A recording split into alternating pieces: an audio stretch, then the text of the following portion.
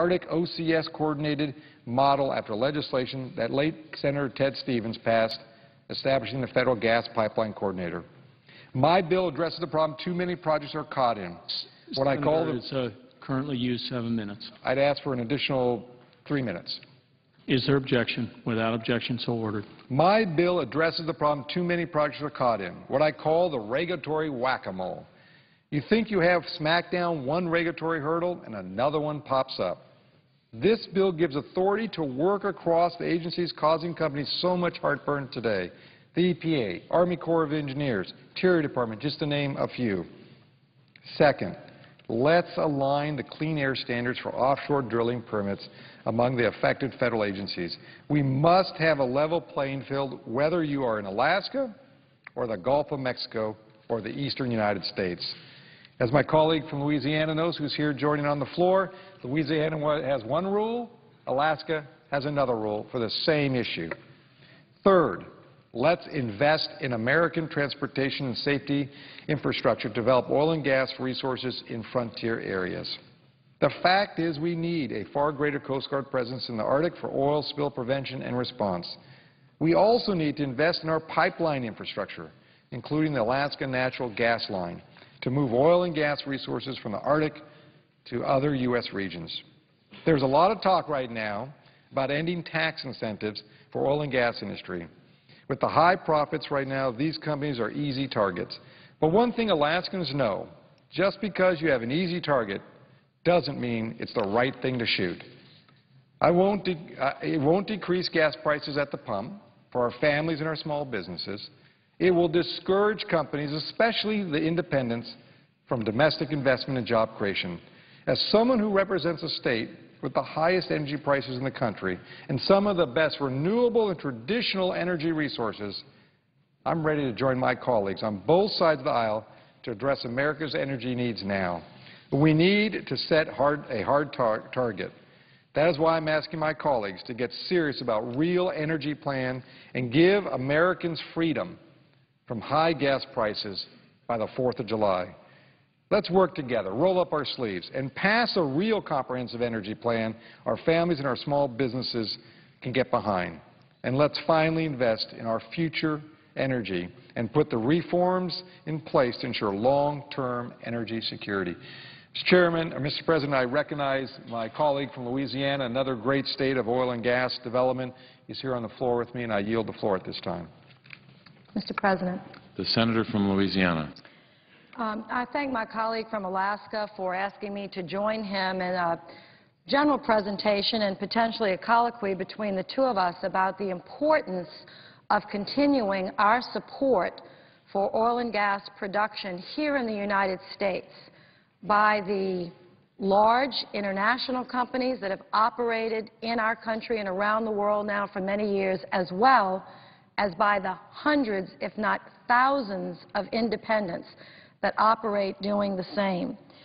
There's going to be a bill that's going to be debated in the Senate Finance Committee tomorrow. It's S-940, sponsored by the senator from New Jersey, our colleague, Senator Menendez, that I want to go on record in strongly opposing. And I'm going to give some reasons why, and would urge my colleagues, when this bill comes up, which I understand it will, directly to the floor of the Senate without being heard traditionally in the committee, that we would vote it down. I doubt that the bill in its current form, or in any form that it could be modified, could get the 60 votes necessary for passage, but I would just like to add my strong voice to urging my colleagues to read this bill, to look at it and understand the inherent unfairness in it, the lack of significant deficit reduction, and the fact that it will not, although it's being touted as, it will not reduce gasoline prices by 1 penny. I want to start with just some facts that people might find very interesting or hard to believe based on the political rhetoric that they've been hearing from the sponsors of this bill and others in the Senate. It goes sort of, the storyline is big oil operates, they make huge profits, at the expense of everyone. They pay virtually nothing in taxes, and we subsidize them. Why are we doing this? Why don't we stop? So I think that it would be good to just get a few things clarified for the record. It may be surprising to American taxpayers to know that of the $16.6 billion spent on U.S. energy subsidies over the course of 1 year, that oil and gas subsidies account for less than 13%. I want to say that again. Of the $16.6 billion spent on U.S. energy subsidies over the course of 1 year, fuels such as renewables, refined coal, nuclear, solar, hydro, etc., account for 85%. Oil and gas is less than 15%, actually 13%. You would think, because of this bill, S-940, that the big oil and gas companies are getting all the subsidies, making all the profits, paying no taxes, and the rest of us are suffering. Nothing could be further from the truth. Let me repeat, this bill, 940, is going to repeal virtually all subsidies from one industry and one sector of one industry, oil and gas companies. But, Mr. President, they only get 13% of all the energy subsidies. Why aren't we talking about the other 85%? Some of them, in some people's minds, create some harm to the environment, whether it be dams blocking up rivers so fisheries are extinct, or whether it's coal that has its own issues. Of course, nuclear doesn't have any problems. We must not be paying attention to what's happening in Japan. Why are we singling out one sector of one one part of the energy industry to repeal the subsidies when it will, in fact, have the opposite effect of reducing gasoline prices, which even its sponsors, one of its co-sponsors, said publicly, for us not to be fooled, this will not reduce gasoline prices. So why are we doing it? Will it create jobs? No. It will actually hurt job production in the United States.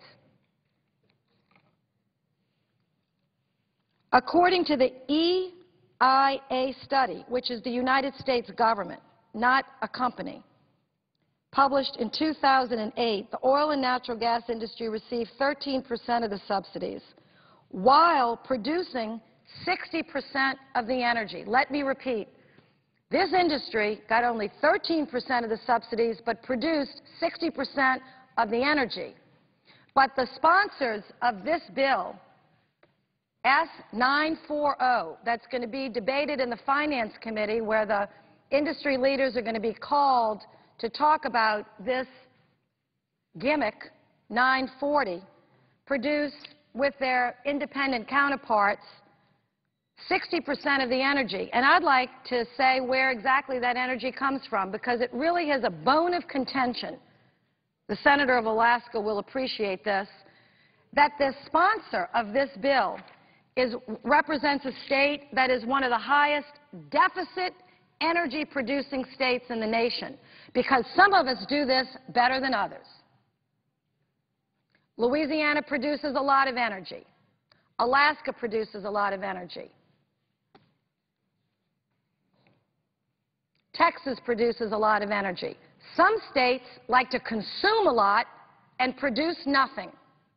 That would be like some of our states that put some of their land in agriculture so that they can produce food. Other states saying, we don't want to produce food, but we expect you to provide it to us. Provide it to us when we want it, how we want it, and for the price we want it. And I'm tired of it. And so are the people that I represent. So I want to put this deficit chart up here. We've seen a lot of deficit charts about deficits of infrastructure, real deficits of money, debt. Let me talk to you about the deficit and the debt owed by some states in this union that consume a lot, talk a lot, and produce nothing. California has the greatest deficit.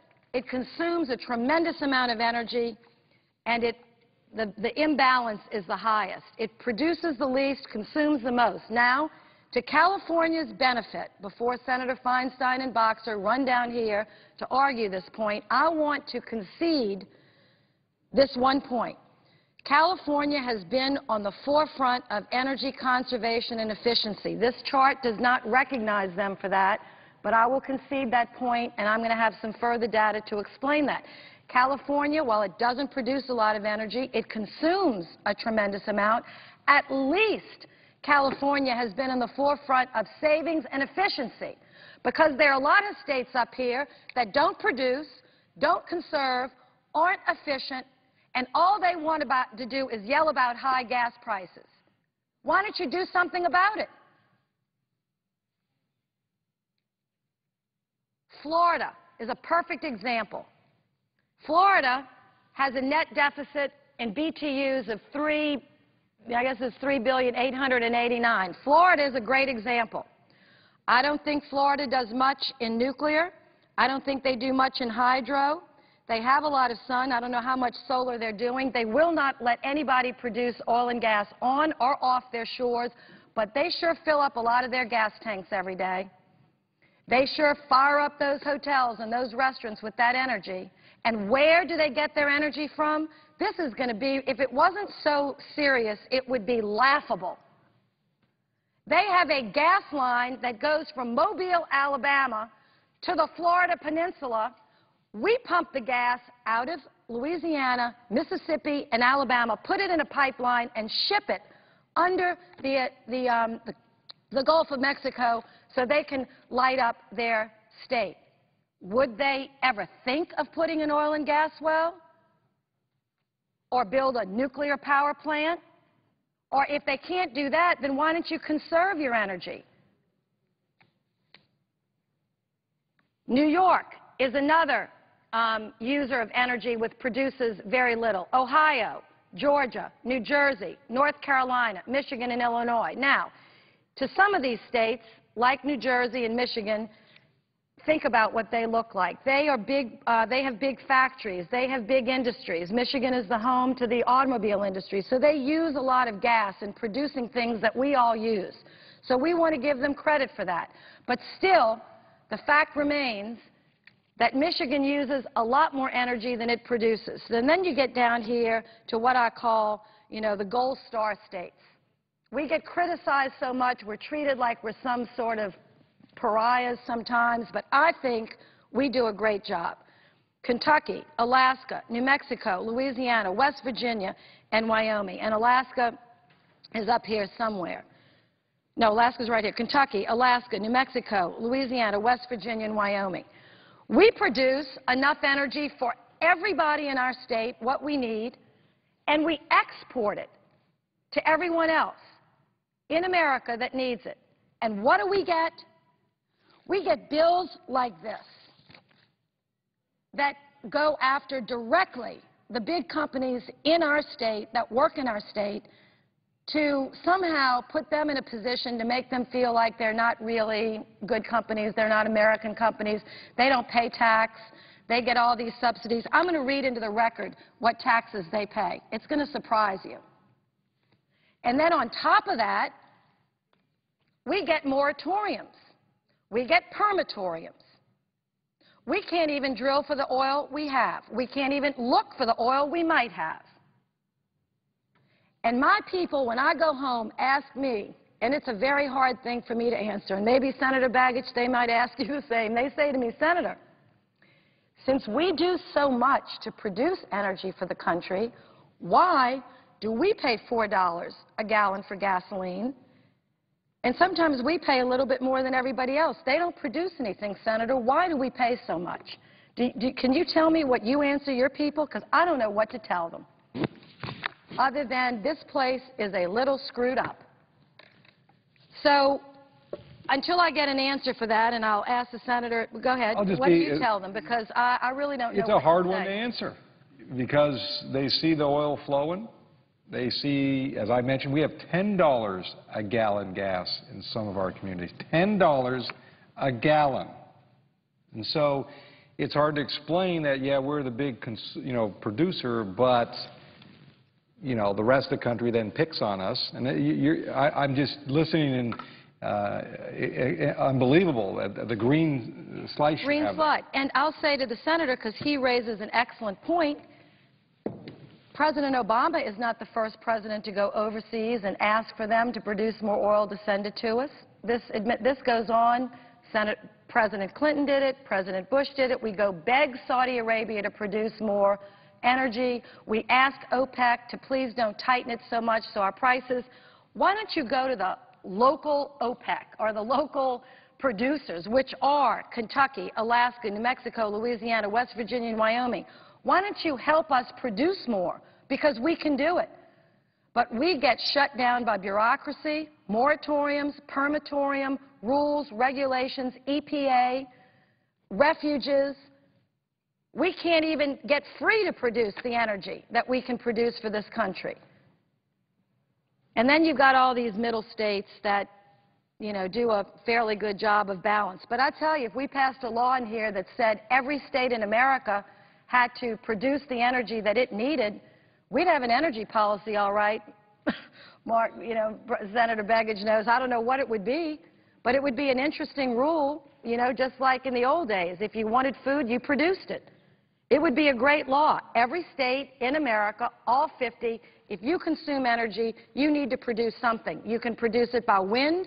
You could produce it by hydro. You could produce it by nuclear. You could stop driving all your automobiles and everybody walk. You could give everybody a bicycle. We don't care. Just eliminate the energy deficit. That would be a very interesting discussion to have. And I might even file a bill like that because this one is so ridiculous, people might actually read the one I would file. Now, let me give you a couple of other stats, and then I know that I'm exceeding my time. I want to ask for 2 more minutes. I want to put to rest this issue that the big oil companies don't pay any taxes. This is from Forbes magazine, you know. So take it as it is. It's slanted towards industry. I give you that. It's not, it's not left to center. It's right to center, sometimes very right. But I think you can check these figures with anybody else. I'm assuming they're accurate. ExxonMobil, this is for the top 20 most profitable U.S. corporations in 2010. ExxonMobil's net income was $30 billion. Their tax rate was not 10%, not 15%, not 25%, not 35%, 45% tax rate. Their estimated worldwide tax bill was $90 billion. $90 billion. Of $10 billion in total taxes paid in the United States, $3 billion was income tax. Okay, let's go on. ConocoPhillips. Their tax rate was 42%. Pre-income tax, $19.8 billion. Net, $11.4. Tax rate, 42. Chevron was 40%. So let's review. Exxon, 45%. Conoco, 42. And Chevron, 40. Do y'all want to know what Google was? Google is a pretty big company. They don't produce oil and gas. They have another line of business. Their tax rate was only 21%. Let's take Hewlett-Packard, not in my state, and in other parts of the country. I mean, their headquarters is not in the South. Their tax rate was 20%. Apple Computer, their tax rate was 24%.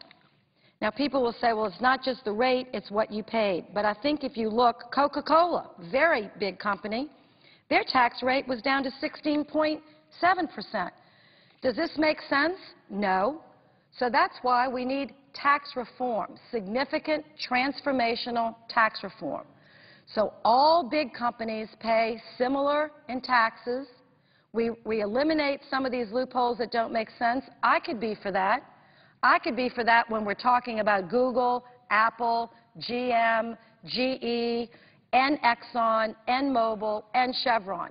But if you're going to ask me to stand here and pick on one industry that pays billions of dollars in taxes, that only gets 13% of the energy subsidies, that hires 350,000 people in my state are hired by oil and gas companies or their contractors or affiliates, large and small, not just the large, And when I see what our people produce, and these states produce nothing, or virtually nothing, and you ask me, can I vote for a bill like this? No. Not only can I not vote for it, it's laughable. So I hope the senator from Alaska and I mean, I know we're going to be the skunks at the garden party because as Democrats to be against this bill, you know, it's going to be because we just have to coddle this industry. I don't coddle this industry. I'm holding BP's feet to the fire. I want Exxon to pay the tax they owe. I want Chevron to pay the tax they owe. I want this president and this administration to stop the moratorium and the permatorium in the Gulf. I want to get our people back to work, and I would much love to reduce gasoline prices. And one way we could do it is so if cars didn't have to be so dependent on gasoline. Why don't we give a significant subsidy to produce different kinds of automobiles? I would vote for that. I have voted for that. If you had a car right now running on natural gas, you would be paying the equivalent of $2 a gasoline at the pump. That's much better, Senator, than $10. Why don't we take some money and invest in natural gas vehicles or, you know, more incentive for electric vehicles? If people are really serious about breaking the back of OPEC, then start building the kind of automobiles and infrastructure in this country necessary to do it, and stop introducing gimmicks like this that might get you a few political points in the short run, but it is not leading us in the right direction. Now, having beat up on the Democrats, let me say something about the Republican side. All they want to talk about is drill, drill, drill. We cannot drill our way out of the situation we're in. Do I want to drill more? Yes. Do I think there's more than 2% of the world's oil and gas in America? Yes. But you know what? You have to look for it in order to find it. We're under certain provisions, the Senator knows, in Alaska. We can't even go look for the oil and gas we might have. And the Senator might want to talk about that. And then I'm going to close in just a minute. Louisiana, let me say, you know, when you describe the moratorium, or whatever they call it, in the Gulf, it is even worse in the Arctic. Or even on, as I mentioned, when I had the map here and I showed the National Petroleum Reserve. I mean, that's not a name picked out of the sky by the industry. That was set aside by the government to prepare our country for more energy independence decades ago. We can't even get a permit to go across. In some places, they just call it a stream, but everyone else now calls it a big river. It really isn't. It's a very small area. But just a bridge to get over to go explore for what you just described. We can't even get onto the land that the government set aside that would then determine if we have oil and gas prospects. We believe there is, because obviously they have it set aside as National Petroleum Reserve. But the other piece to this that you hammered away on, which I agree with you, and you know, if we're skunks at the garden, so be it. Because it's a question of fairness. As you described, the 13% of the subsidies or incentives that they receive, they produce 60% of the energy. But your other statistic is even more dramatic. The remaining 87% of those subsidies only produce 40% of energy. If this was a business, you would eliminate that part of the equation because it doesn't give a good return on their investment. But we're still doing that because there's a lot of politics being played. And your point on the tax issue, like you, I think there should be an overhaul to this tax system. But picking on one industry because it sounds good, rates good in the polls, gets you a couple of headlines, is not what the American people want us to do here. If anything, they're getting fed up with that. What they want us to do is sit down and, as you have described so eloquently in the description of the country, you bet, I would love every state to do it, produce, because then they see what we go through.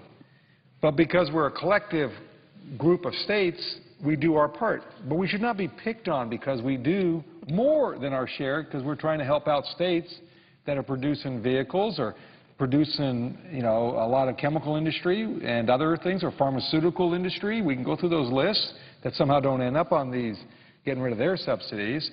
So your point is right on. And if there's anything we should be doing right now, and I agree with you, it is the issue of, when I open the paper and I see administration officials, current and past, saying the way we're going to control our energy costs is talk to Saudi Arabia?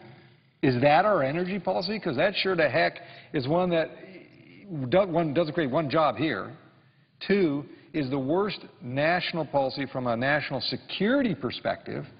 And three, it is just foolish, as I mentioned earlier, that we export $1 billion a day out of this country to buy from countries, and in some cases, good allies. Canada is a good example. But some of these countries are not our friends. But we're giving them cash so they then use it against us. This doesn't make any sense. And you're right, this piece of legislation they put down without really a committee process on it is a gimmick to get the next week of activity, get some press out there. But we have to be serious. So I appreciate you yielding for me to rant a little bit. I'm glad you said the part two. The assumption is that these companies pay no taxes. Like somehow they just get the subsidies, they pay nothing. You bet you they're profitable. They're big companies. They're huge companies. But they pay taxes in the billions to the treasury of this government. And when you listed out all those different differential rates, that is, again, why we need tax reform. And then I'm happy to have this discussion, but not singling out the industry just because it's good political score and good, fodder for the newsprint and everything else. So I appreciate you yielding me a few more minutes just to ramble there a little bit. Thank you. And I'd like to ask the Senator, I appreciate it, and just a final point, Mr. President, we're going to hear tomorrow speeches given about America's at the highest production levels ever. That may be true, but it is true for a very short period of time, maybe the next month or two, because as you can see, there's going to be a precipitous fall. Why? Because of the Deepwater Horizon, the shutdown in the Gulf of Mexico, even though people say we're at the highest production levels that we ever have been, it's going to be temporary. Then the production levels are going to decline down to the lowest level since 1997.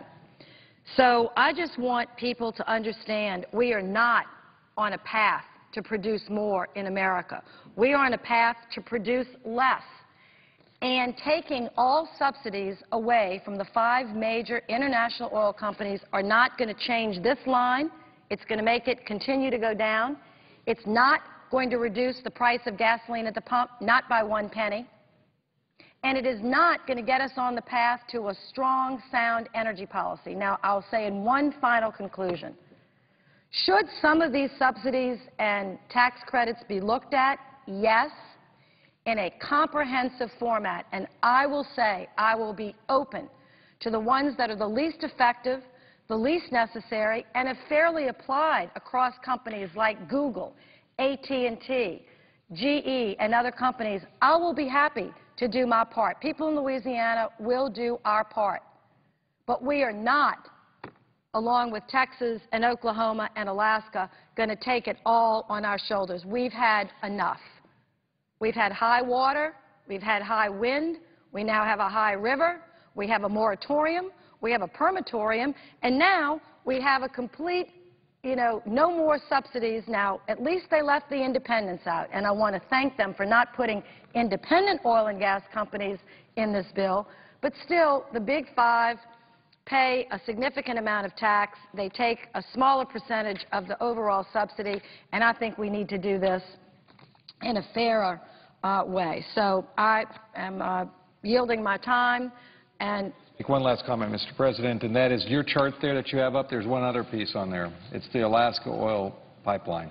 We're at a little over 600,000 barrels a day going through there.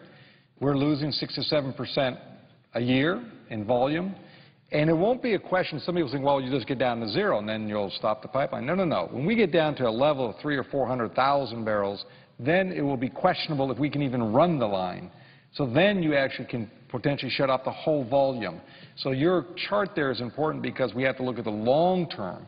Because if we decide today to have a comprehensive energy plan that includes conservation, alternative energy, renewable energy, and yes, domestic production, the Senator from Louisiana knows, like I know, you can't just walk down the street and say we're going to start drilling tomorrow and suddenly, voila, there's fuel. It's a 7 to 10-year process. So that chart is a critical chart because in order to reach that decline, you have to start doing stuff today. Unless we decide the policy of this country, the energy policy of this country is we will pick up the phone and we will call Saudi Arabia, Nigeria, Iraq, Iran, Libya. That's the list. If that's our policy, then so be it. I think that is the worst policy we could ever have for this country. So again, thank you to the Senator from Louisiana. Again, if we're skunks at the garden, my view is we'll be good smelling skunks. Thank you, Mr. President.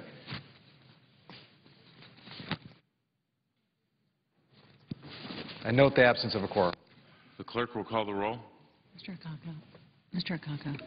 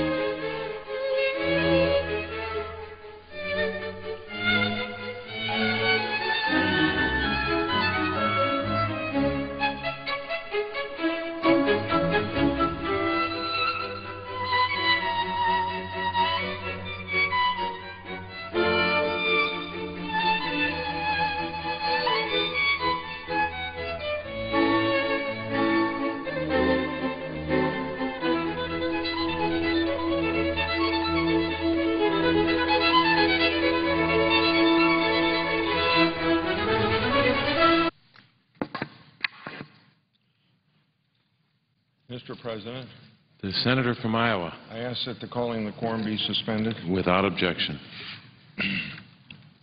Today, the Senate continues its very rapid pace to confirm another of President Obama's judicial nominees.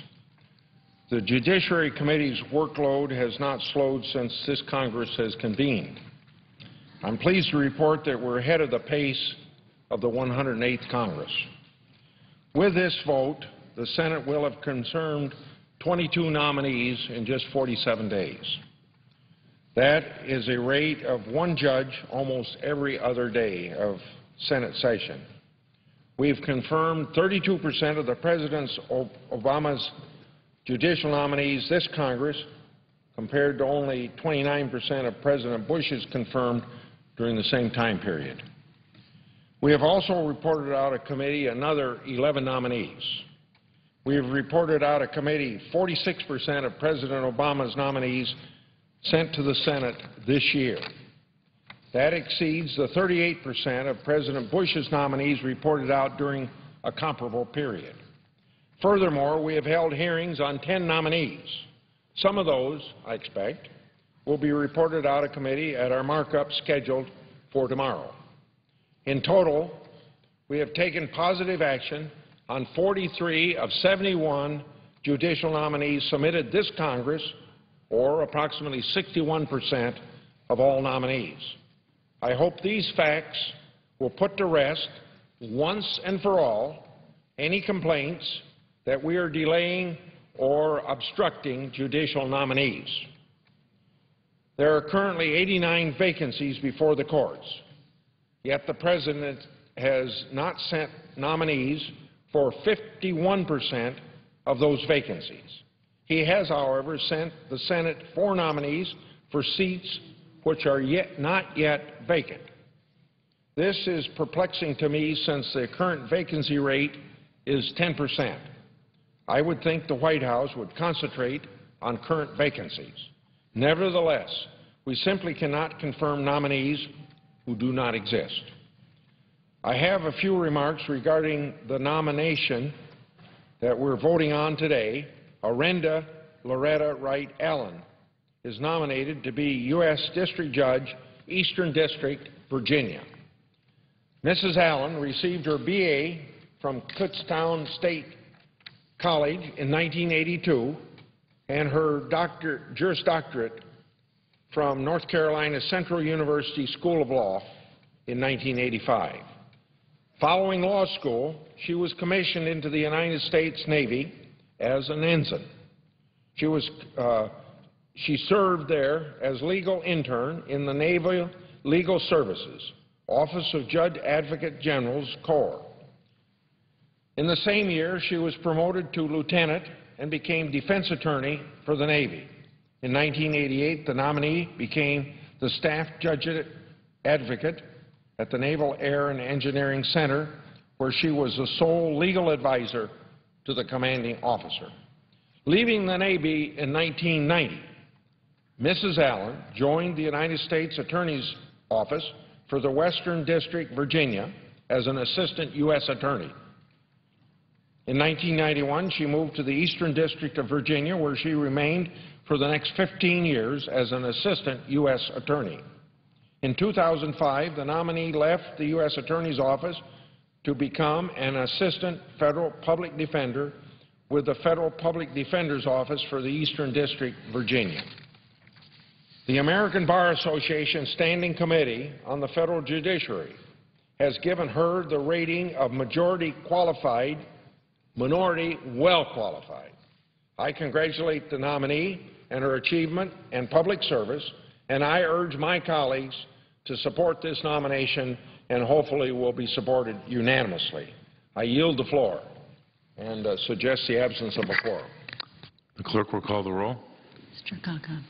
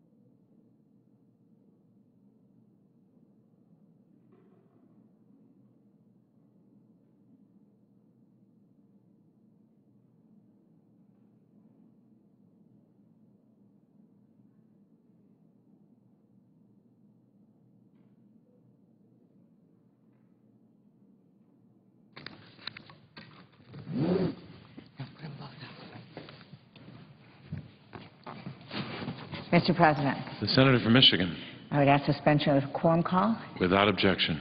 and I would ask unanimous consent to speak as if in morning business. Without objection. Thank you. And I understand, Mr. President, we are in the time of our Republican colleagues, and so I would just indicate that if we have a Republican colleague that comes to the floor during my time, I will certainly be glad to stop and yield to them. Mr. President, I want to speak about something that is incredibly important to the families and businesses of Michigan. I'm sure it is true in Pennsylvania as well, the great concern about what is happening in terms of gas prices going through the roof. Right now we have families that are paying as much for gasoline at the pump as they are paying for their health care, almost as much as they're paying for groceries right now to put food on the table for their families. And what adds insult to injury is that while we are seeing in industry top 5 companies with the highest profits ever, they are also receiving taxpayer subsidies. So we pay twice. We pay at the pump in outrageous prices, and we pay again when we are paying as taxpayers to support an industry that clearly does not need to be subsidized. You know, we're involved, Mr. President, in a major debate right now about what to do about a very large deficit. And I was here when we balanced the budget in 1997 when I was in the House and was proud to do that, was here when we had largest surpluses in the history of the country. 2001, a number of things happened, policy decisions that put us back into deficit. So we'll have to dig out again, and it is very serious. So the question is, what are our priorities? Our Republican colleagues in the House have said their priority is to eliminate Medicare. Eliminate Medicare as we know it. Eliminate Medicare, balance the budget on the backs of tens of millions of seniors in the country. We're saying in the Senate, wait a minute, let's start with taxpayer subsidies, some of which have gone on for 70 or 80 years, that are now being given to an industry that is the most profitable in our country and probably the world, who clearly do not need taxpayer subsidies. Why don't we start there? And by the way, let's make sure that we are sending a clear message that we don't appreciate paying twice. We don't appreciate paying at the pump and at the same time paying through our taxpayer dollars. And when you look at the numbers, Mr. President, just in the first quarter of this year, it's staggering. And we certainly don't begrudge any industry profits, although with the gas prices going up, what we're talking about now are consumers getting gouged in the face of these numbers. But you're talking about $35.8 billion in total profits in just 3 months of the top 5 oil companies in America.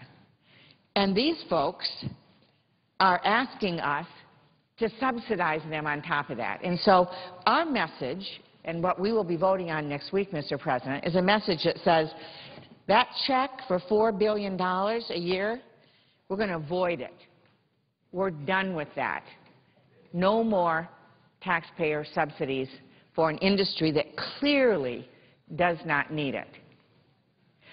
What we really need to be doing, Mr. President, are a couple of things. First of all, we need to create real competition at the pump. We need to create competition that maybe doesn't require a pump, or at least not very often. In my great state of Michigan, we are making new, terrific, award-winning automobiles that are electric vehicles.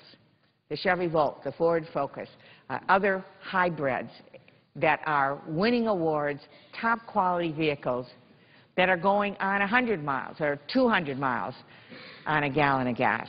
Real competition is what we need.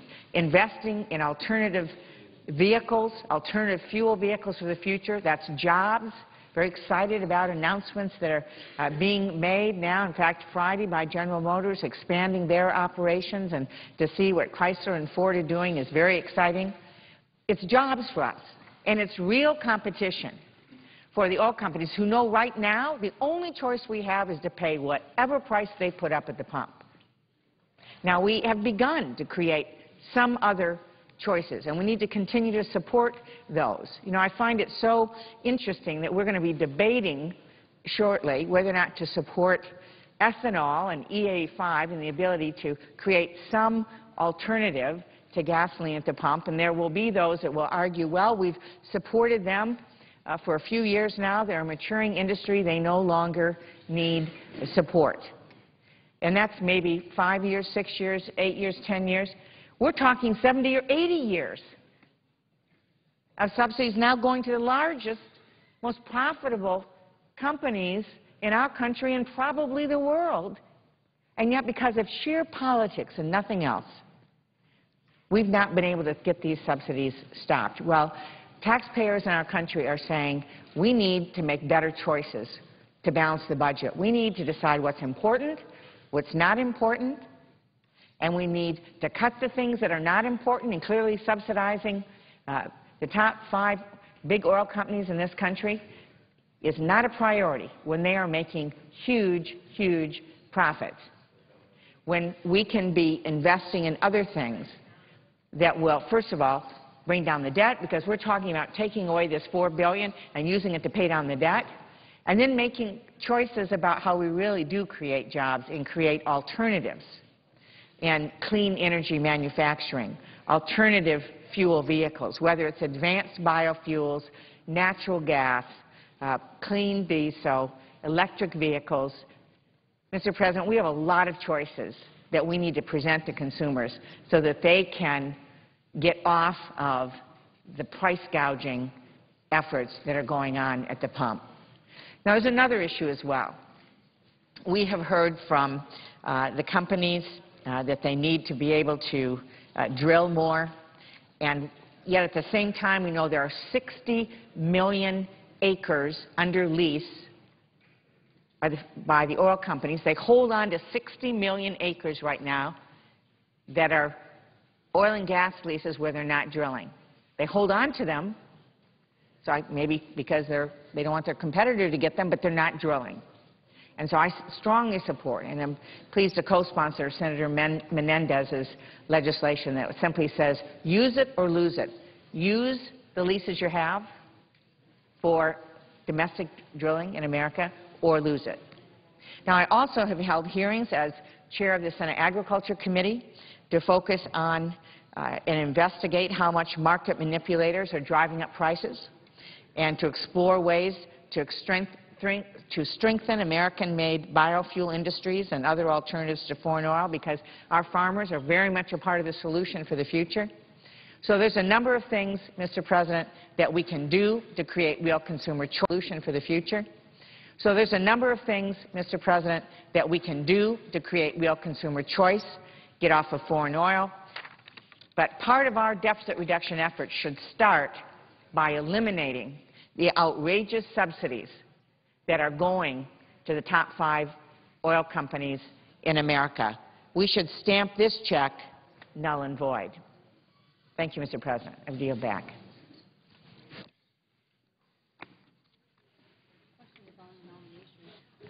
The question is on the nomination.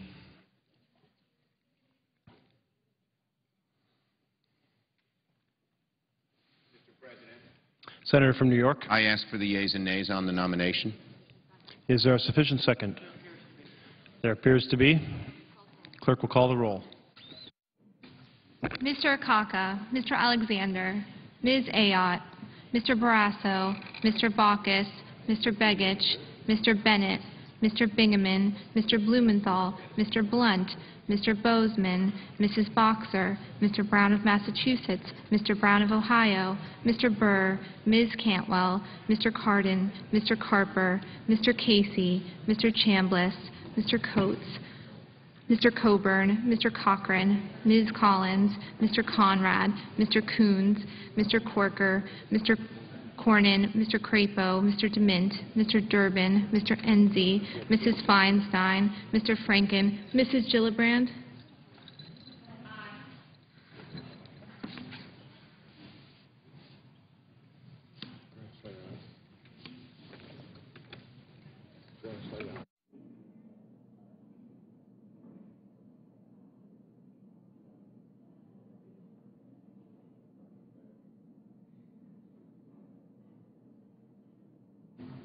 Mr. Graham, Mr. Grassley, Mrs. Hagan,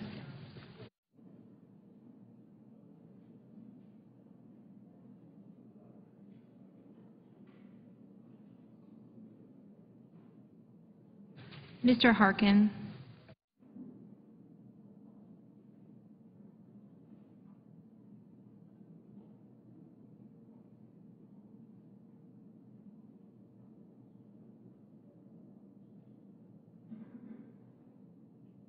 Mr. Hatch,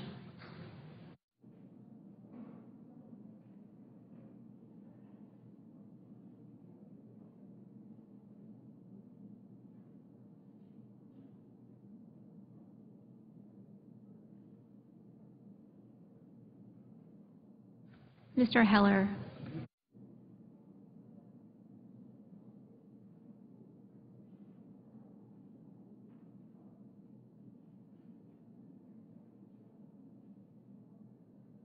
Mr. Hoven,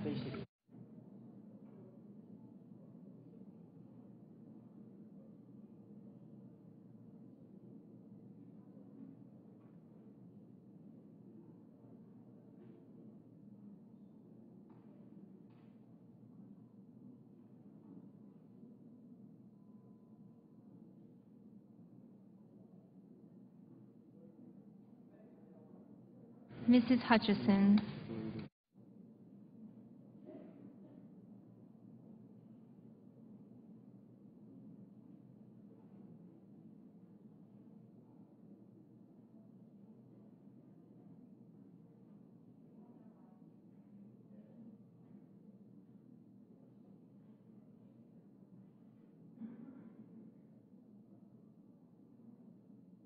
Mr. Inhofe,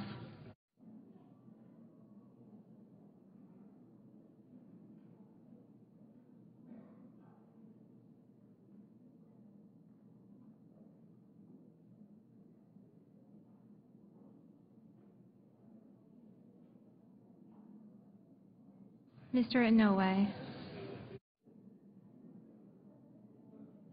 Mr. Isaacson, Mr. Johans, Mr. Johnson of Wisconsin, Mr. Johnson of South Dakota,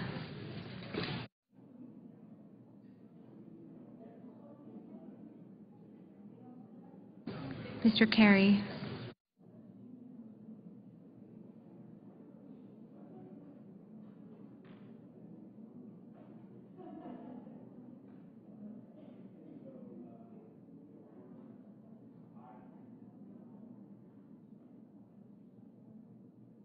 Mr. Kirk,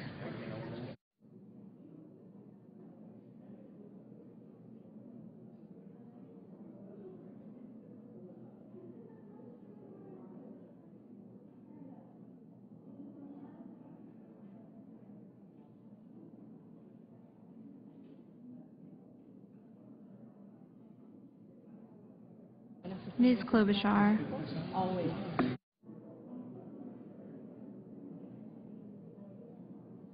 Mr. Cole,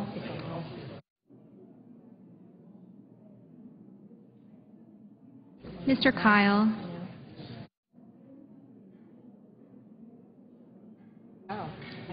Ms. Landrieu,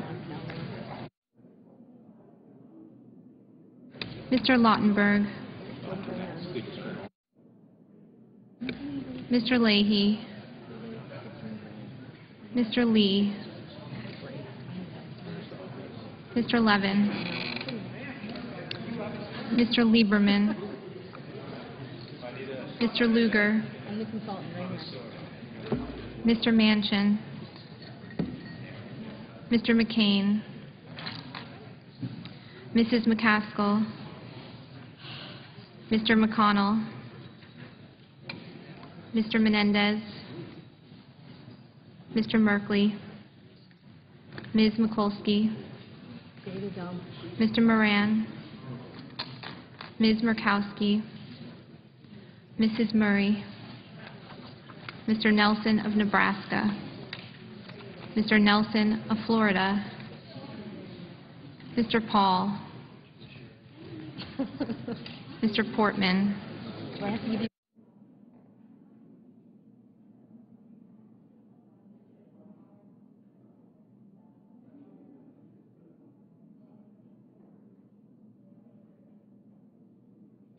Mr. Pryor. Mr. Reed of Rhode Island. Mr. Reed of Nevada. Mr. Risch. Mr. Roberts. I haven't checked. Mr. Rockefeller. We're all signed off on everything. Mr. Rubio. Anything, at least we might say something on the floor. Mr. Sanders. But it's good step forward. Mr. Schumer. The hearing is probably the next week, is that right?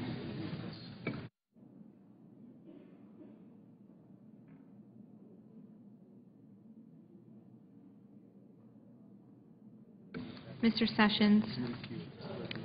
Mrs. Shaheen. Mr. Shelby. Ms. Snow. Ms. Stabenow. Mr. Tester. Mr. Thune. Mr. Toomey. Mr. Udall of Colorado.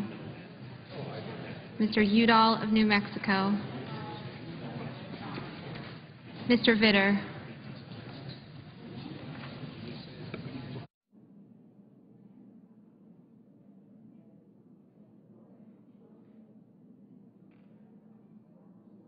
Mr. Warner.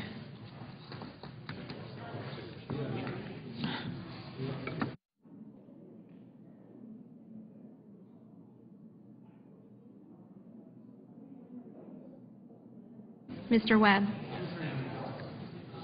Mr. Whitehouse. Mr. Wicker. Mr. Wyden.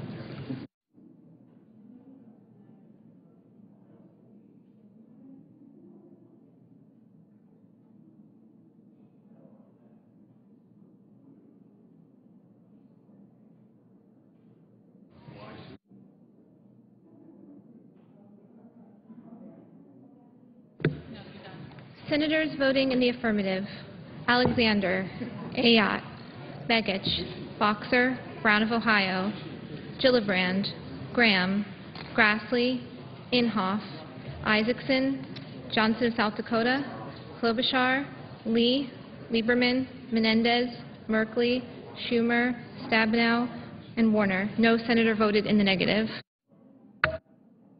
Mr. Blumenthal. Mr. Blumenthal, aye. Ms. Collins. Ms. Collins, aye. Mr. Casey. Mr. Casey, aye. Mr. Durbin. Mr. Durbin, aye. Mr. Enzi. Mr. Enzi, aye. Mr. Manchin. Mr. Manchin, aye. Mr. Udall. Mr. Udall of New Mexico, aye. Mr. McConnell. Mr. McConnell, aye.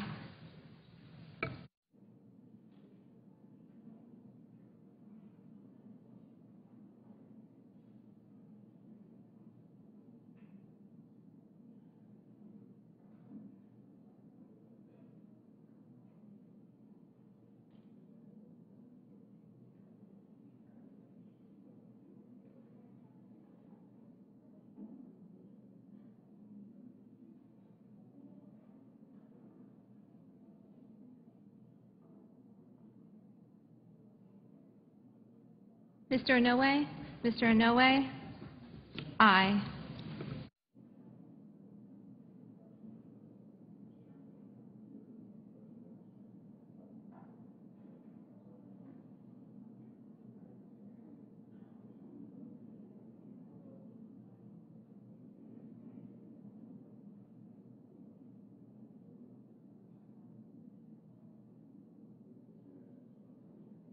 Mr. Lugar? Mr. Lugar, aye. Mrs. Murray? Mrs. Murray, aye.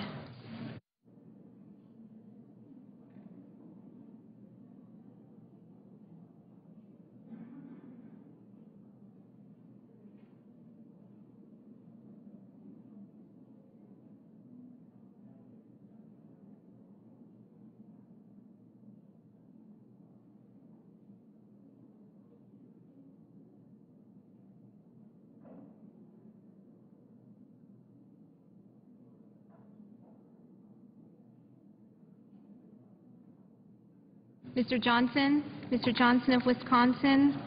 Aye. Mrs. Shaheen? Mrs. Shaheen? Aye. Mr. Coons? Mr. Coons?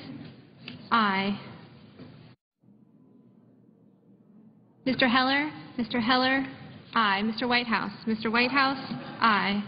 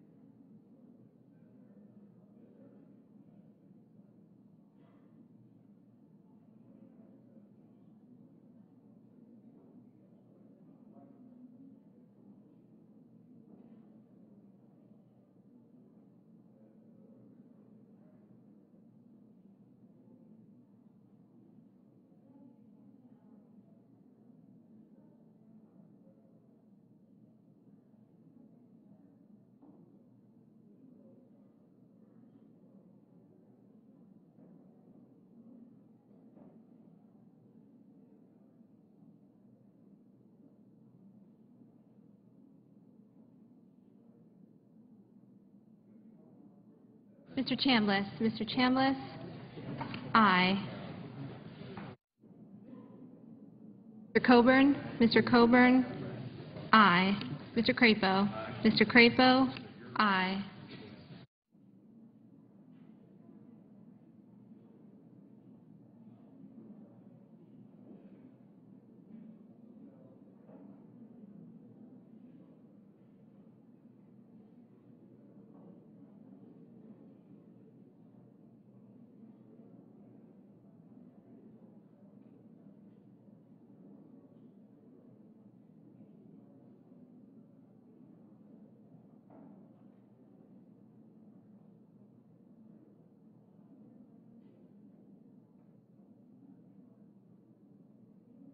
Mr. Rubio? Mr. Rubio?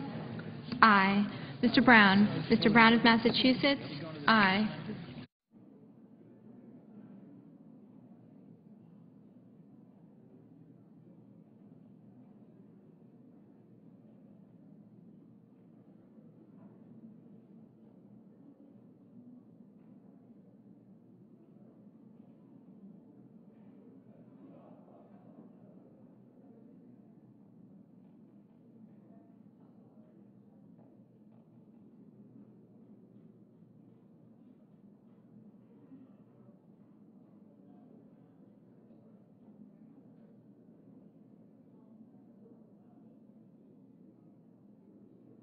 Mr. Corker? Mr. Corker?